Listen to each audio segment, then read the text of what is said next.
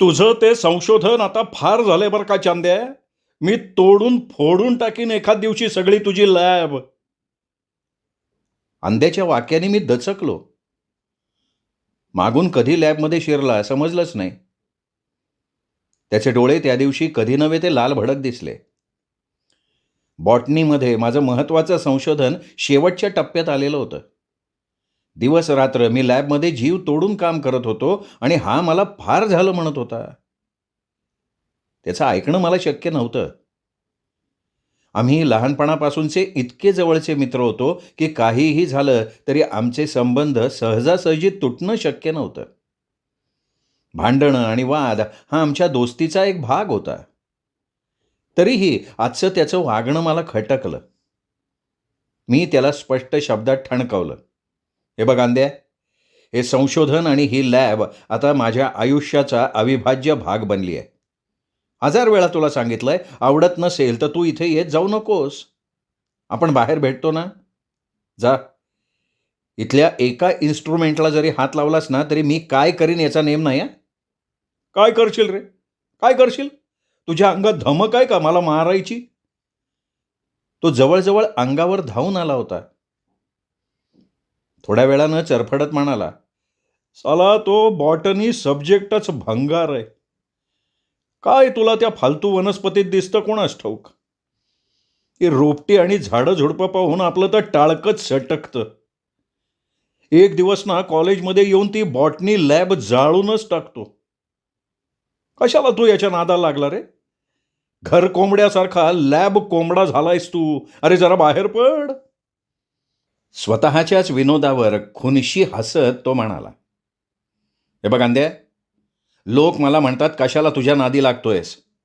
मी घेतोय सांभाळून तुला म्हणून वाचतोयस हे लक्षात ठेव आणि कृपा करून इथनं बाहेर जा. मला काम करू दे. त्याला समजून घेणारा मी एकमेव मित्र होतो याची त्याला पूर्ण जाणीव होती. खाऊ का गिळू अशी नजर करत अंद्या लॅबच्या बाहेर गेला. पण जाताना त्याची ती विखारी नजर लॅबवरनं फिरलेली पाहून मी थोडासा घाबरलो.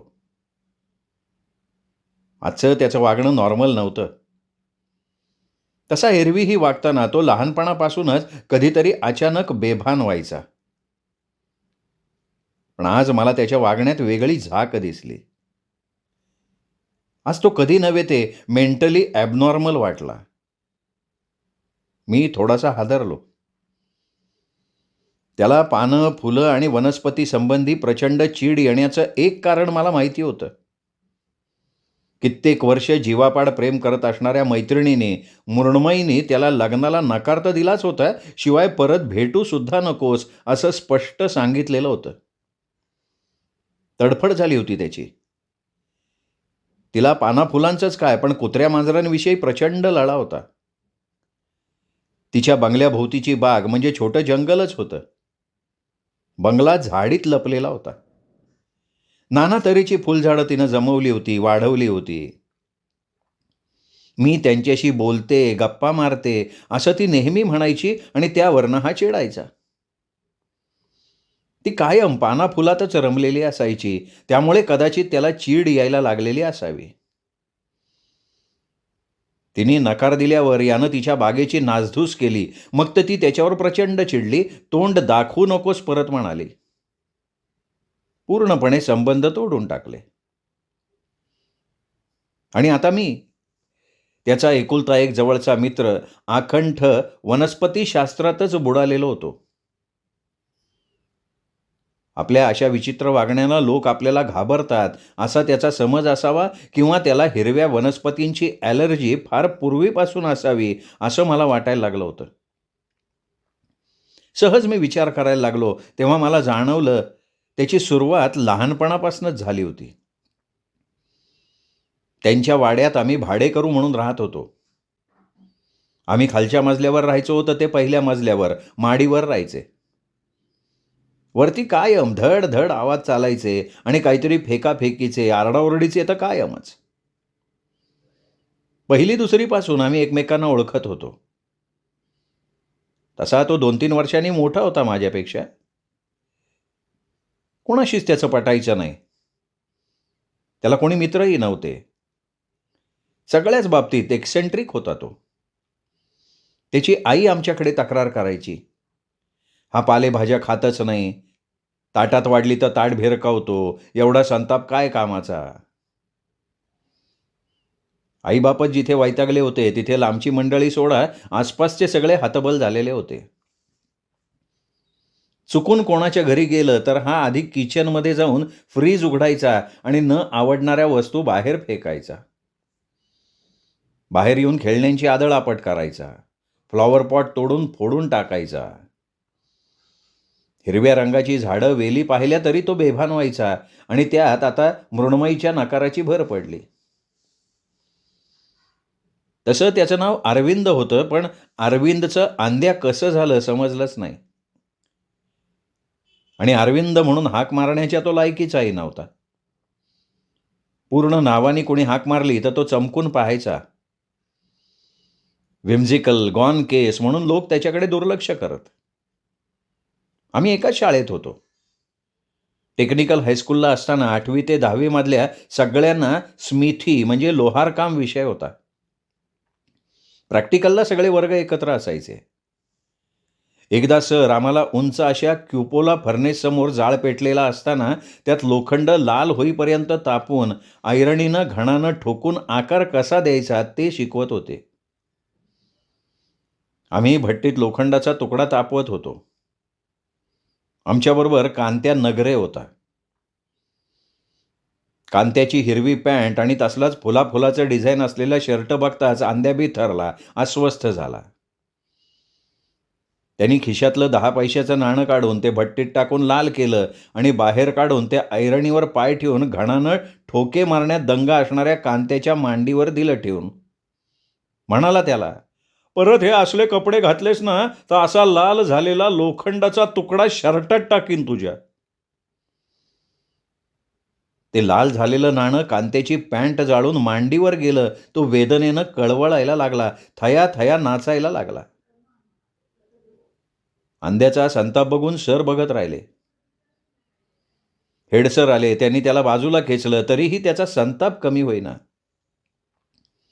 "काढ ती पॅन्ट नाही तर अजून पैसे ठेवतो तुझ्या मांडीवर," असं म्हणत कांत्या नगरेच्या अंगावर धावून जात होता. कांत्या भीतीनं थरथरत होता. सगळी मुलं घाबरून बघत राहिली. आईवडिलांना शाळेत बोलवलं तर वडील म्हणाले, "तुम्हाला हवी ती शिक्षा त्याला करा, मारा नाही तर शाळेतनं काढून टाका. आम्हीच त्याच्या असल्या वागण्याला कंटाळलोत." हा असला त्याचा संताप. एका वर्षी टेक्निकल हायस्कूलची शैक्षणिक सहल कोल्हापूरला गेली होती. मुलांचा मुक्काम रात्री एका शाळेतच केलेला होता.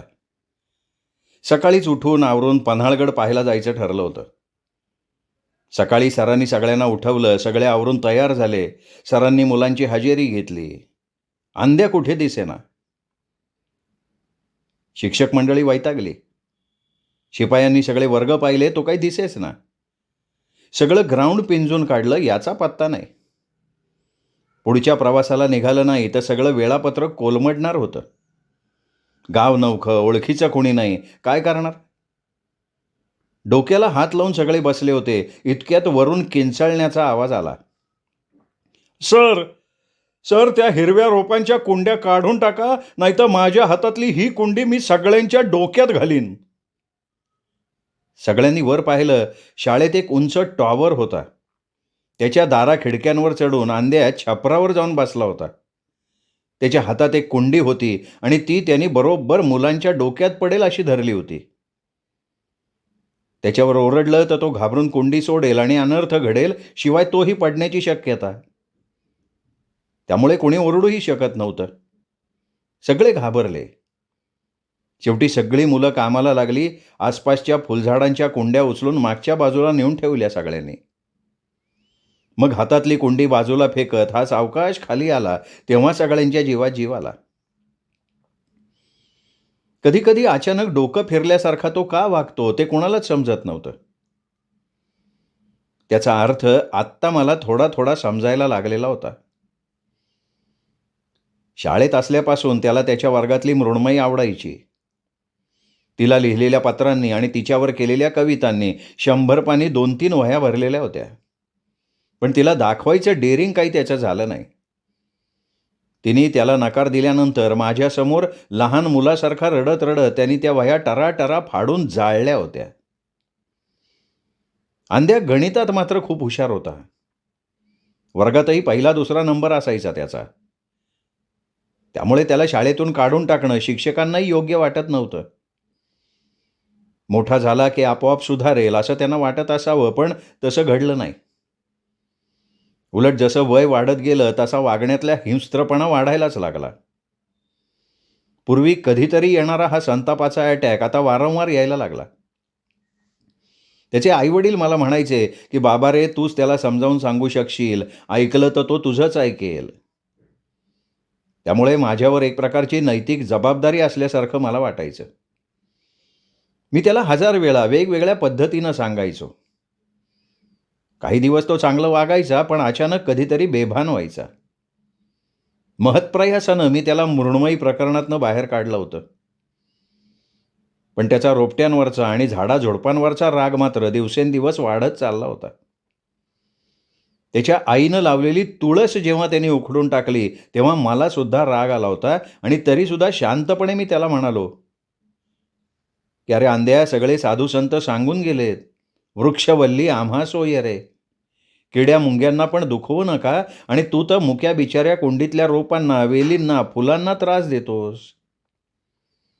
यावर तो हसून म्हणाला, अरे ते थोर साधू संत होते चांद्या, त्यांना जमायचं, आपण साधी माणसं. खदा खदा हसत तो म्हणाला. गलोलीनं झाडाच्या कोवळ्या फांद्या, कच्ची फळं पाडणं त्याला आवडायचं. खरं तर आता आम्ही दोघेही मोठे झालो होतो. तो आर्ट्सला गेला आणि मी सायन्सला. इंजिनिअरिंगला नंबर लागला नाही. मग BSc करताना वनस्पतीशास्त्राची गोडी लागल्यामुळे मी त्यातच करिअर करायचं ठरवलं. माझा वेळ लायब्ररी आणि लॅबमध्ये जायला लागला, तर तो निरुद्योग्यासारखा हिंडायला लागला. त्याचा लहरी क्रूरपणा वाढायला लागला तसा मी सावध झालो. हिरवा रंग पाहिला की तो बेभान होतोय, विशेषतः हिरवी रोपटी पाहिली की तो वेडापिसा होत असे. माझ्या लक्षात आलं होतं ते. वेळ मिळेल तेव्हा मी त्याला समजावून सांगायला लागलो. एकदा गप्पांच्या नादात तो झाडाझुडपांवर भडकलेला असताना मी त्याला म्हटलं, अरे नुकतंच मी वाचलंय, कॅलिफोर्नियाच्या सांता रोझा प्रांतात ल्युथर बर्बँक या वनस्पती शास्त्रज्ञाची बाग होती. तिथे ते वनस्पतींवर निरनिराळे प्रयोग करत. ते बिनकाट्याच्या निवडुंगाचा शोध लावत होते. त्यांनी बागेत काटेरी निवडुंग लावला होता. ते रोज त्याच्याशी बोलत की तुला हे काटे बाळगण्याची गरज नाही, भिण्याचं कारण नाही, मी तुझं रक्षण करीन. आणि काही दिवसातच त्यांचा प्रयोग यशस्वी झाला. निवडुंगाचे काटे गळून पडले. पुढे खाण्यालायक निवडुंगाचा शोध त्यांनी लावला. ते म्हणत, वनस्पतीमध्ये सुधारलेली कलमं करण्याचं काम शास्त्रीय ज्ञान तर आहेच, पण दुसरं एक गुपित आहे, ते म्हणजे प्रेम. वनस्पतींवर प्रेम करायला हवं. आणि तुला माहिती का अंद्या, भारतात पण प्रयोग चालले आहेत. शेतांमध्ये संगीत लावलं तर धान्य उत्पादनात फरक पडतो असं सिद्ध झालंय. चंद्या, तू कामातनं जायला लागला बरं का. तू एखाद्या रोपट्याशीच प्रेमविवाह कर.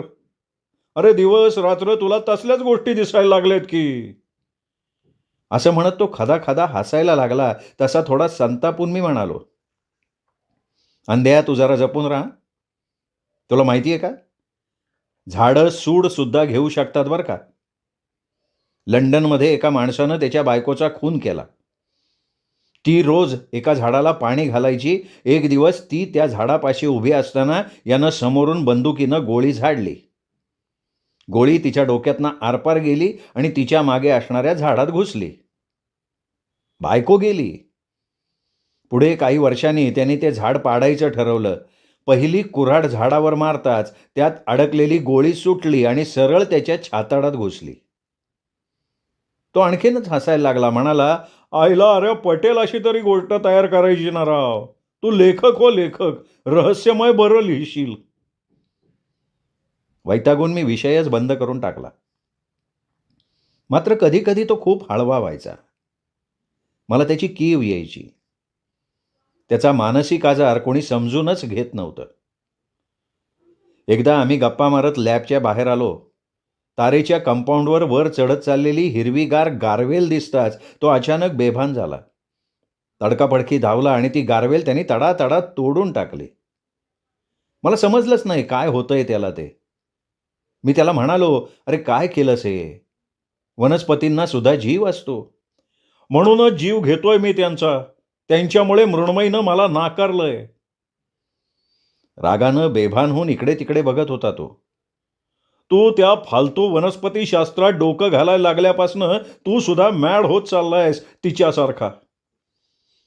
तुला सांगतो चंद्या, तिने नकार देण्याचं एकमेव कारण म्हणजे माझा तिच्या झाडाझुडपांवर असणारा राग.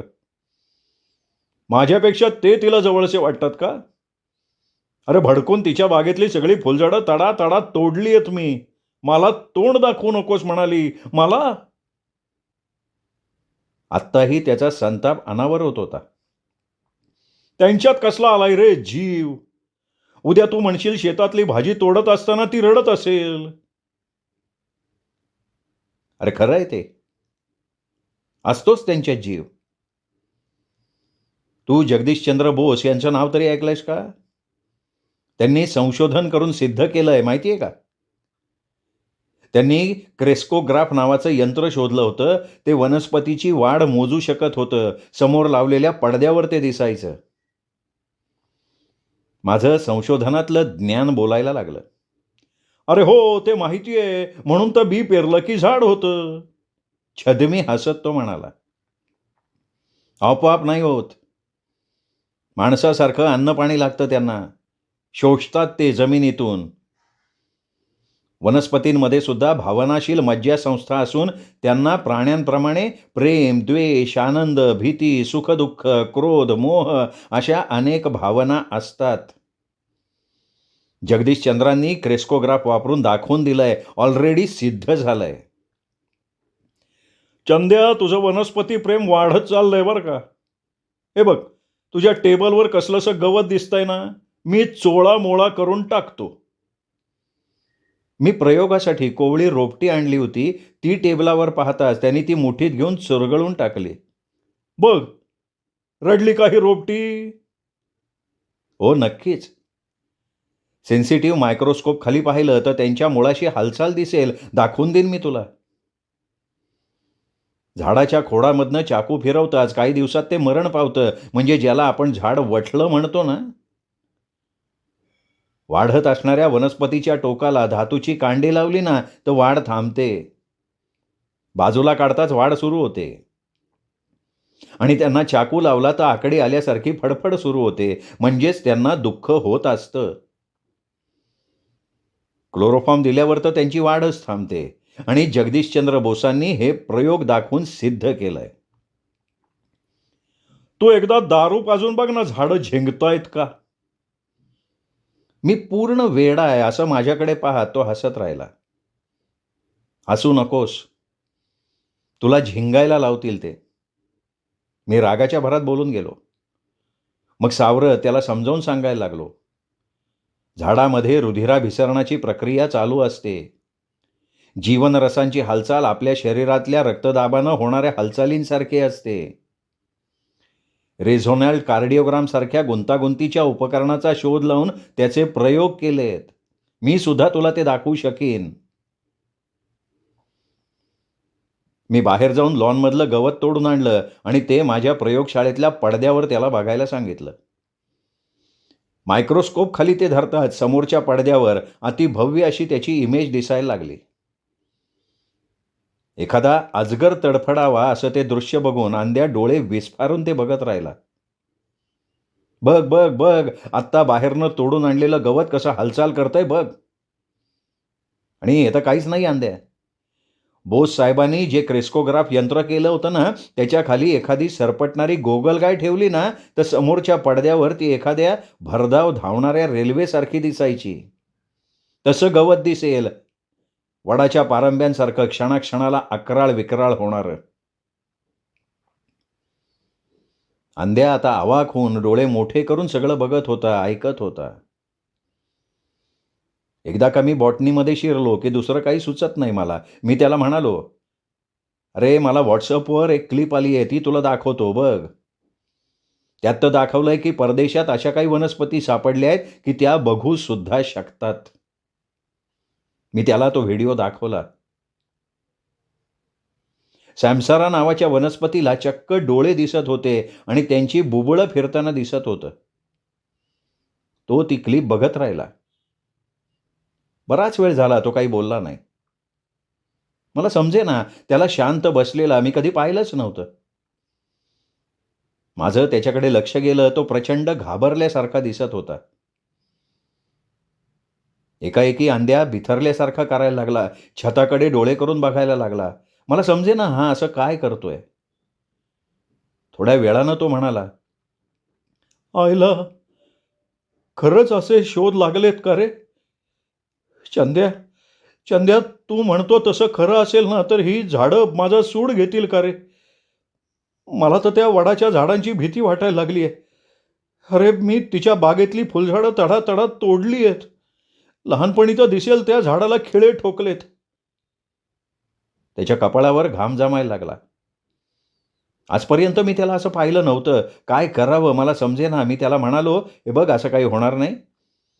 वनस्पतींना जरी राग, लोभ, द्वेष भावना असल्या तरी सूड भावना नक्कीच नसतील. बघ, पशुपक्षीही माया लावतात, सूड नाही घेत. कुत्री पिसाळल्यावरच चावतात. साप, नाग डिवचल्यावरच चावतात. तशी झाडं आपल्याला फळं आणि सावलीच देतात. फार फार तर तुझ्या रागामुळे तुझ्या घरात रोपं वाढणार नाहीत. अरे मग तुझ्या गोष्टीतल्या त्या झाडानं कसा घेतला सूड सांग ना. कुठेतरी वाचलेली गोष्ट मी त्याला सांगून बसलो होतो. त्याला कसं समजवावं ते समजेना. घाबरल्यासारखा तो मला सारखा सांग ना, सांग ना म्हणत माझे खांदे हलवायला लागला. मला ते विचित्र वाटलं. हे बघ अंद्या, मला एवढंच म्हणायचं होतं की आपण सगळ्यांशी चांगलं वागावं. आमचे वडील तर म्हणायचे की आपल्या वाहनांवरनं सुद्धा आपण मायेनं हात फिरवायला पाहिजे. घराच्या दारांना कधी पाय लावू नये. त्याची चांगली फळं आपल्याला मिळत असतात. पण अंद्या माझा ऐकण्याच्या मनस्थितीत नव्हता. माझ्या वनस्पतीवर चाललेल्या प्रयोगांकडे तो घाबरल्यासारखा पाहायला लागला आणि एकाएकी काहीही न बोलता निघून गेला. त्याच्या असल्या वागण्याची मला सवय झाली होती. मी फारसं लक्ष दिलं नाही. येईल 2 दिवसांनी ताळ्यावर अशा विचाराने मी माझ्या कामाला लागलो. एकदम डोक्यात विचार आला. अंध्या असा वागतोय म्हणजे तो हिरव्या रोपट्यांना, झाडाझुडपांना घाबरतोय. म्हणून तर तो त्यांच्यावर चिडत नसेल. ते बिचारे काय करणार म्हणून त्यांची नासधूस करत नसेल. मग असं असेल तर आपण आपल्या शोधाची दिशा थोडी विस्तृत करायला काय हरकत आहे? त्या हिरव्या वनस्पतींमध्ये अशी काय उग्र द्रव्य असतात की जेणेकरून एखाद्या व्यक्तीला त्याची भीती वाटावी? ओळख नसतानाही काही माणसं आपल्याला आवडत नाहीत. वनस्पतींच्या बाबतीत तसं असेल का? आणि तसं असेल तर ते टाळता येईल असं काही शोधता येईल का? अवघड आहे, पण आपण ते शोधू शकतो. नवीन काहीतरी सापडल्याच्या आनंदात मी अंड्याला विसरून गेलो आणि प्रयोगांना सुरुवात केली. दिवस रात्र मी संशोधनात गुरफटलेलो होतो. बरेच दिवस झाले अंड्याची चक्कर झाली नाही. तो तसा मूडीच होता. मीही फारसं लक्ष दिलं नाही. अचानक एक दिवस दुपारी लॅबचा दरवाजा जोरानं खटखटला. बेलही वाजली. प्रयोग चालू असताना मी कधीच लॅब आतून बंद करत नाही. कोणी फारसं फिरकतच नाही. आणि अंड्याला तर बेधडक आत घुसायची सवय होती. मग आता कोण आलं हे पाहण्यासाठी मी दार उघडलं तर दारात अंड्याचे म्हातारे वडील. मला आश्चर्य वाटलं. म्हटलं, काका तुम्ही? अरे बाबा घरी चल रे, घरी चल. तो बघ अरविंदा, अरविंदा त्याची वरची खोली उघडत नाहीये रे. घाबऱ्या घाबऱ्या ते म्हणाले. मी चक्रावलो. इन्क्युबेटरमध्ये प्रयोगासाठी ठेवलेल्या ग्लास स्लाइड्स बाहेर काढल्या. तिवई खालचा गॅस बंद केला आणि लॅब लॉक करून त्यांच्याबरोबर निघालो. आम्ही त्यांचा वाडा पूर्वीच सोडला होता. आता आमच्या वाडीवरच्या जागेत एका रूममध्ये अंड्या राहत होता. आई वडील खालीच असायचे. मी तडातडा वर गेलो. अंड्यानं आतनं दार लावून घेतलं होतं. मी ओरडलो, अंड्या मी आलोय, दार उघड. अजिबात अजिबात आत येऊ नका कोणी. आतमध्ये माझ्या रूममध्ये जंगल वाढलंय, जंगल. किर्र दाट अंधार पसरलाय. नका येऊ कोणी. विळखा पडेल तुम्हाला सुद्धा. नका येऊ. तो बरळल्यासारखा बोलत होता. मला काही सुचेना. दरवाजाला धक्के मारून मी दरवाजा उघडला. आतमध्ये अंध्या भेदरून एका कोपऱ्यात अंग आकसून गुडघे वर करून त्याच्यावर हातांची मिठी घालून बसला होता. डोळे छताकडे फिरवले होते. थंडीनं त्याचे हातपाय कापत होते. दात कड वाजत होते. चंद्या, चंद्या, चंद्या, पुढे येऊ नकोस. बघ बघ बघ, अरे माझ्या पायांना लांबलचक गारवेलींनी जखडून टाकलंय रे. बर्फासारख्या गारव्यानं गारटलेत, थंडगार पडलेत माझे पाय. हो, बघ बघ बघ, अरे त्या ओल्या हिरव्या वेली कार्पेटवर कशा पसरल्यात बघ. त्या त्या माझ्या दिशेने वेगानं पुढं येत आहेत. माझ्या शरीरात घुसतायत त्या. अरे आतून वर चढत छातीपर्यंत आले आहेत. बघ बघ बघ, वडाच्या पारंब्या माझ्या गळ्याला विळखा घालतायत रे. मला श्वास घ्यायला त्रास व्हायला लागला आहे. आणि आणि आणि तिच्या बागेतले गुलाबाचे काटे माझ्या सगळ्या अंगाला टोचतायत. रक्तबंबाळ झालेत माझे हात. हे बघ, बाहेरच्या सगळ्या वेली खिडकीतनं आत येत आहेत. मला सपासपा मारतायत त्या. सगळ्यांना डोळे फुटलेत. लाल लाल लाल डोळ्यांनी सगळे अटॅक करतायत माझ्यावर. अरे तू दार कशाला उघडलं दार? किती वेगानं त्या वेली आता दारातनं आत येत आहेत, सरपटणाऱ्या सापांसारख्या. चावणार आता त्या मला चावणार आहेत. अरे निवडुंगाचे फडे बघ, काट्यासकट आपटतायत तोंडावर माझ्या. कोल्हापूरच्या शाळेतल्या त्या कोंड्या सपा माझ्या डोक्यात यायला लागल्या आहेत.